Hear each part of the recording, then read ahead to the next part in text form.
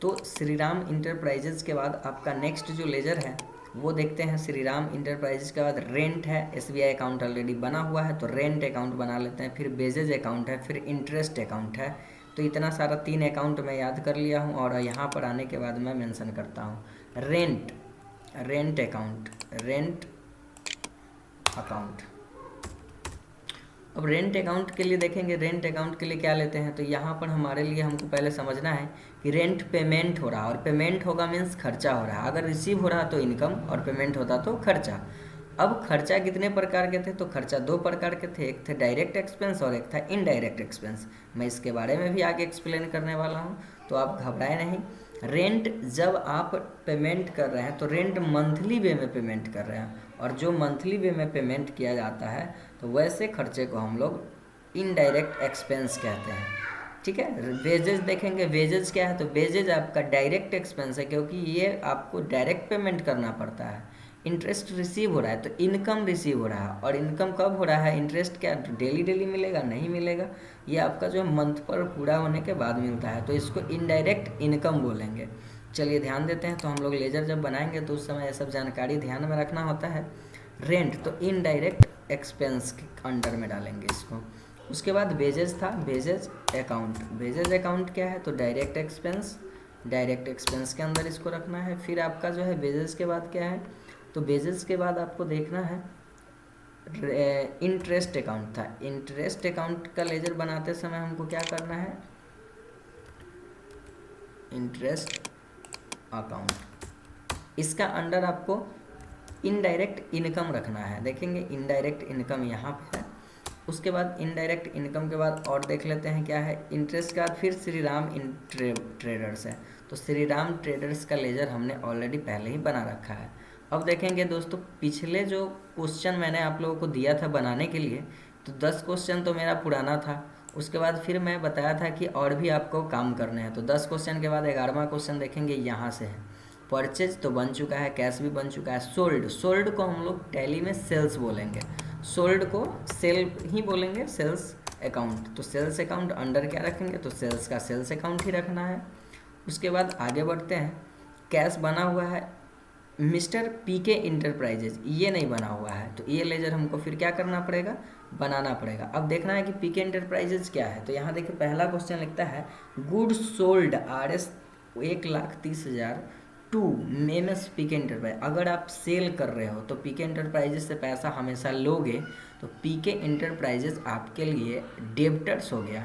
हम आपको बताए थे कि जिस व्यक्ति को आप वस्तु सेल करते हो वो आपके लिए डेब्टर्स है, और जिस व्यक्ति से आप खरीदारी करते हो वो व्यक्ति आपके लिए क्रेडिटर्स है। तो पीके इंटरप्राइजेज क्या है, डेब्टर्स है। तो यहाँ पर MS पीके इंटरप्राइजेज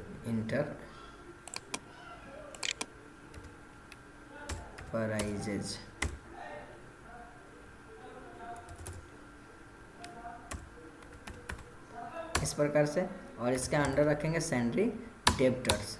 उसके बाद पीके इंटरप्राइजेस के बाद का लेजर कौन सा है, तो देखेंगे SBI ऑलरेडी बना हुआ है। इलेक्ट्रिसिटी बिल, इलेक्ट्रिसिटी बिल, तो इलेक्ट्रिसिटी बिल क्या है, इलेक्ट्रिसिटी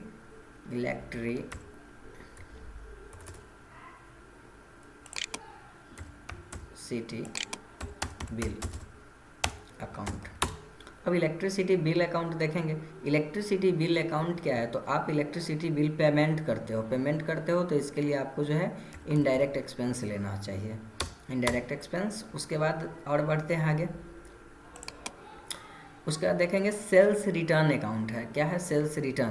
तो सेल्स रिटर्न अकाउंट भी बनाना है आपको, अभी आपको सेल्स रिटर्न भी सिखाना है, इसलिए सेल्स रिटर्न भी आप बना लो।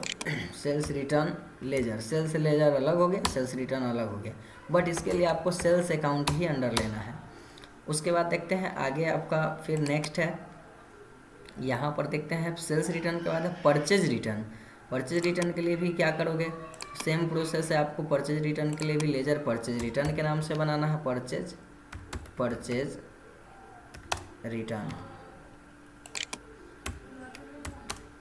Account. Purchase return account under, तो परचेज अकाउंट सेल्स का सेल रखे तो परचेज का परचेज रखेंगे, परचेज अकाउंट का।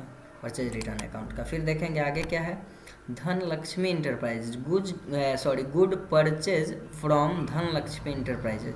धनलक्ष्मी इंटरप्राइजेज से आप क्या कर रहे हो, खरीदारी कर रहे हो, यानी कि परचेज कर रहे हो। जब परचेज कर रहे होते हो तो आप उसको सैंडरी क्रेडिटर से लिखते हो। क्या लिखते हो, sundry creditor. Dhanlakshmi Dhanlaxmi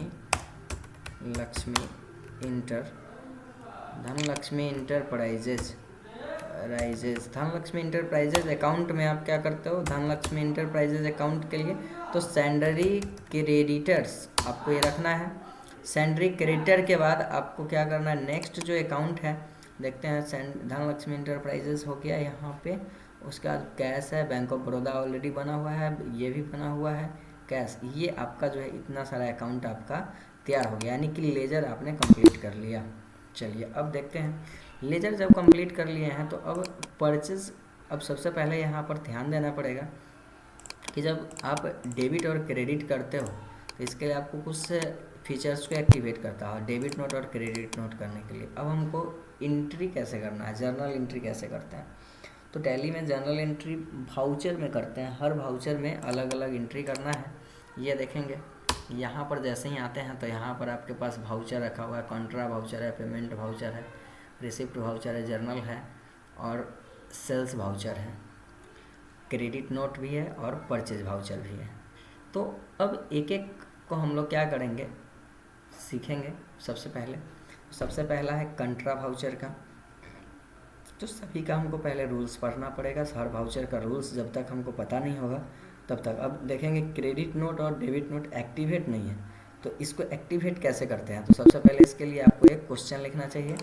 question क्या है तो मैं आपको देखता हूँ,